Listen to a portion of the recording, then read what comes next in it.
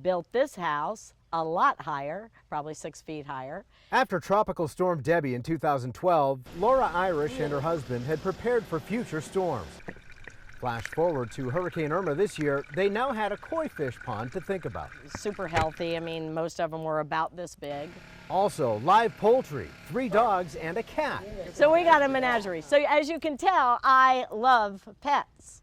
Humans, house, hens, dogs, and cat all made it through the hurricane, but you can't just bring fish inside. And part of our prep was to put a net over my koi pond. Figuring the creek would rise, which it did. Figuring the net would hold the fish in, it didn't. So finally, we managed to get the net off and look in, and nothing. All lost forever, or so she thought, until a friend made a seemingly impossible discovery several days later. They were just chatting. He goes, yeah, you're not going to believe this, but there's a koi in a swimming pool 2 blocks over. And I said, that's got to be my koi. Extremely deep.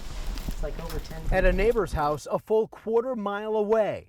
Imagine the odds. And so we went and looked at it, and sure enough, it was dreamsicle. Pool has become its own growth-filled pond since the storm, and despite efforts to lure her with food, Dreamsicle has decided to remain elusive. We had somebody in the water trying to get it with a pool net. We had somebody cast netting. Even built this makeshift drag net, chicken wire, and bamboo poles. Ingenuity. Real wide so we could just drag it along the bottom so it would go to the shallow end so we could catch her more easily. Well, she was too smart for us. She just went straight to the... Beating a retreat to the murky deep end every time, where she's still hiding.